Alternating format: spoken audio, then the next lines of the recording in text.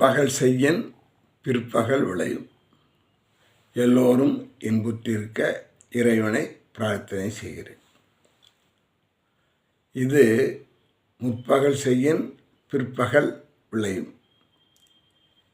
இது உறவு, நட்பு இவர்களுக்கிடையே உள்ள ஒரு ஆழமான வார்த்தை. நாம் என்ன செய்கிறோமோ அது நமக்கு திருப்பி கிடைக்கும். அதிலே நாம் கவனம் செலுத்த வேண்டும். உறவுகள், அதாவது உறவுகள் என்பது மிக மிக ஆழமானது, தெய்வீகமானது, போற்றி பாதுகாக்க வேண்டியது. சொந்தம் எப்போதும் தொடர்கதை தான், முடிவே இல்லாதது என்பது ஒரு பாடல். இதில் நம்முடைய உறவு முறைகளில் பங்காளிகள், மாமன் மைத்துனர், அப்பா அம்மா, மாமனார் மாமியார், மருமகள் மாப்பிள்ளை என்ற உறவுகள் மிக மிக ஆழமானது, பறந்து விரிந்தது, தொடர்ந்து வந்து கொண்டிருப்பது.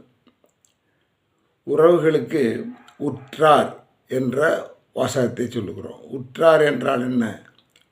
உறவு கொண்டவர்கள், உரிமை உள்ளவர்கள், மிகவும் பற்று கொண்டவர்கள் அப்படிங்கிறது தான் உற்றார். நமக்கு சொந்தமானவர்கள்.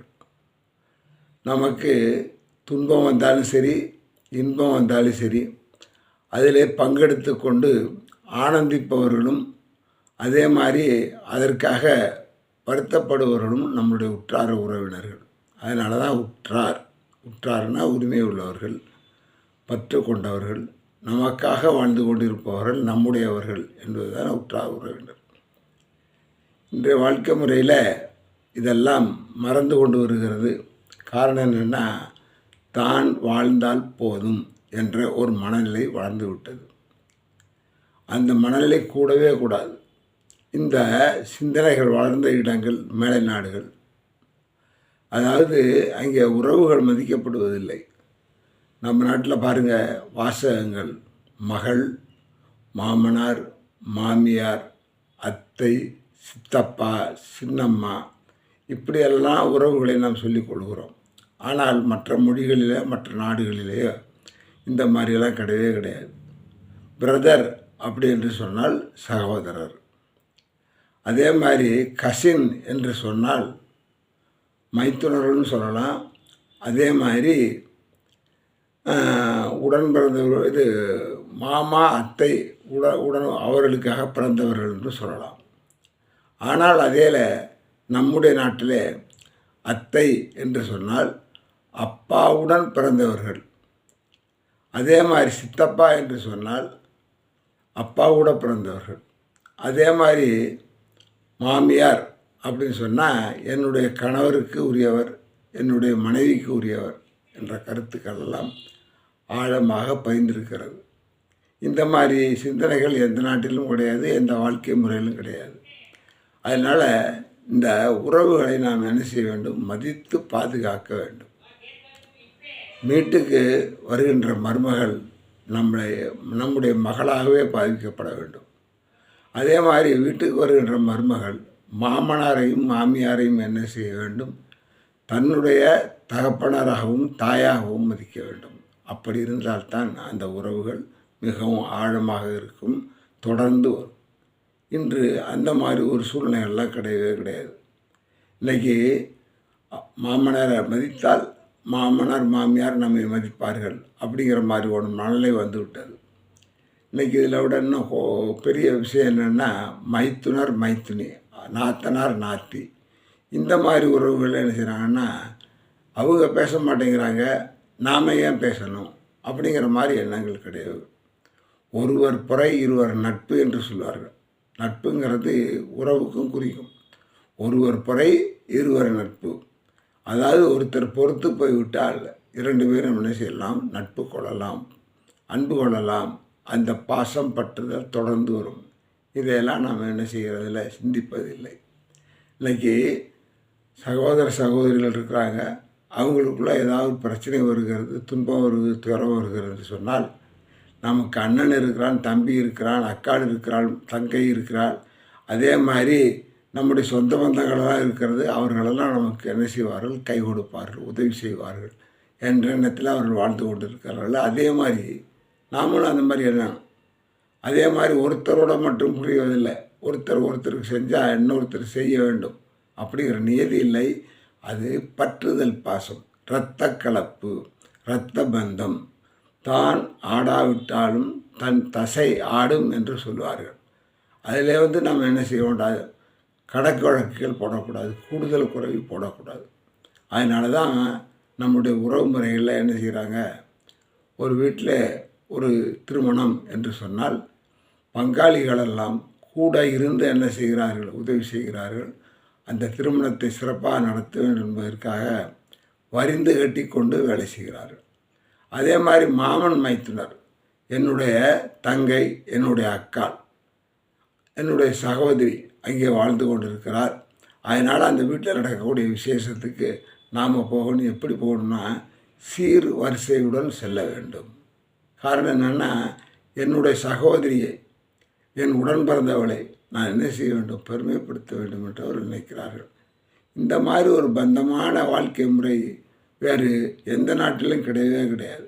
இன்றைக்கி மிகவும் வருத்தத்தக்க விஷயங்கள் என்னென்னா டைவர்ஸ், விவாகரத்து. சாதாரண விஷயங்களுக்கெல்லாம் கூட விவாகரத்து வாங்கக்கூடிய அளவுக்கு இன்றைய பெண் குழந்தைகள், அதாவது இளைய தலைமுறை, பெண்களிலே இளைய தலைமுறை இந்த மாதிரி ஒரு சூழ்நிலையை உருவாக்கி கொண்டு இருக்கின்றன. இன்றைக்கி உறவுகளே வரக்கூடிய நமக்கு பெரிய சொந்தம், பந்தம், சொத்து எது என்று சொன்னால் குழந்தைகள். அந்த மாதிரி குழந்தைகள் நம்மை பார்த்து வளர வேண்டும். என்னுடைய அப்பா அம்மா இப்படி வளர்ந்தார்கள், என்னுடைய மாமா மைத்துனர் அத்தை இப்படி இருந்தார்கள், நாமும் அப்படி இருக்க வேண்டும் என்ற ஒரு எண்ணம் அவருடைய மனதில் வளர வேண்டும்.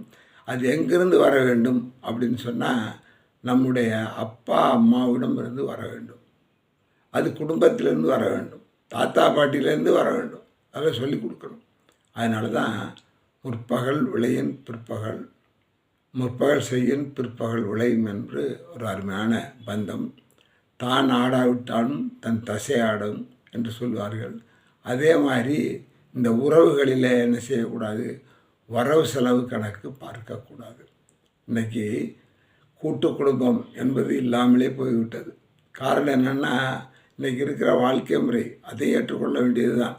அதே நேரத்தில் குலதெய்வ வழிபாடு, வீட்டு வழிபாடு, சிறப்பான நாட்கள், பொங்கல், தீபாவளி, இது போன்ற நாட்கள் எல்லாம் என்ன செய்ய வேண்டும், ஒரு உறவினர் வீட்டுக்கு, உறவினர் என்ன பங்காளி வீட்டுக்கோ அல்லது மைத்துனர் வீட்டுக்கோ எல்லாரும் என்ன செய்ய வேண்டும், அண்ணன் தம்பி வீட்டுக்குள்ளே ஒரு இடத்தில் வழிபாடு செய்ய வேண்டும்.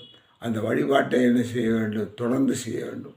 இன்றைக்கி அப்பா அம்மா இருந்தாங்கன்னா யாரிடம் இருக்கிறார்களோ, எந்த இடத்தில் இருக்கிறார்களோ அவர்களுடன் சேர்ந்து அந்த வீட்டிலே கொண்டாடினால் அந்த உறவு தொடரும், பந்தம் தொடரும், பாசம் தொடரும். அதே மாதிரி வருங்கால தலைமுறைகளுக்கும் அது போய் சேரும். ஆனால் அதில் என்ன செய்யக்கூடாது, கணக்கு பார்க்கக்கூடாது. நாமளே செய்யணுமா, உன் அண்ணன் செய்யலாமே, நாம் தானே செஞ்சுக்கிட்டு இருக்கோம் அப்படிங்கிற எண்ணம் யாருக்கும் வரக்கூடாது. இருப்பவர்கள் செய்ய வேண்டும். ஏன் அப்படின்னா, அதாவது செல்வர்க்கு அழகு செழுங்கிளை தாங்குதல் என்று ஒரு குறள் இருக்கிறது. அது மாதிரி நம்முடைய வாழ்க்கையில் கணக்கு பார்க்கக்கூடாது. அதாவது என்ன சொல்ல போனோம்னா, அதாவது அம்மா பார்த்து பிள்ளை, நீ இவ்வளோ நாள் எவ்வளவு பால் கொடுத்துருக்கிறாயோ அதற்கு நான் கூலி தருகிறேன் என்று சொன்னால் அது மகன் தாய் உறவு கிடையவே கிடையாது. அது மிகவும் மோசமானது.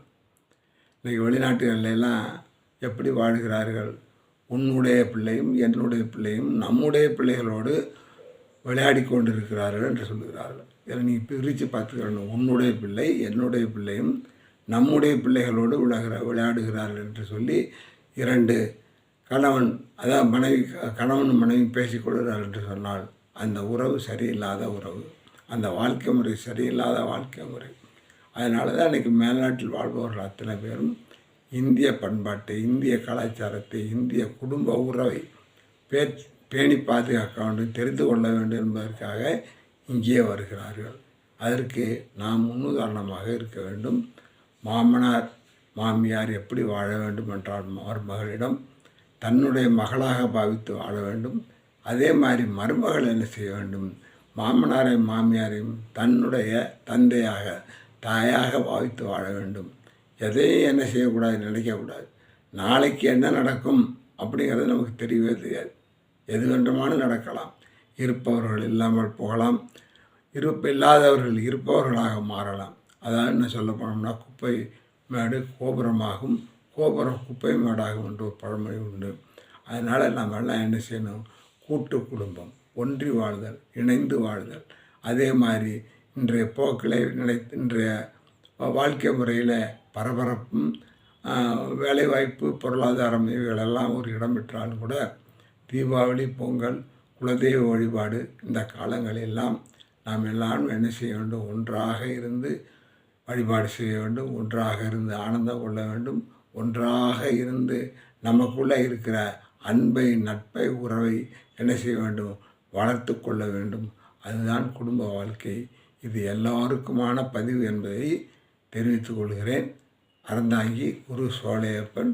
எல்லோரும் இன்புற்றிருக்க இறைவனை பிரார்த்தனை செய்கிறேன்.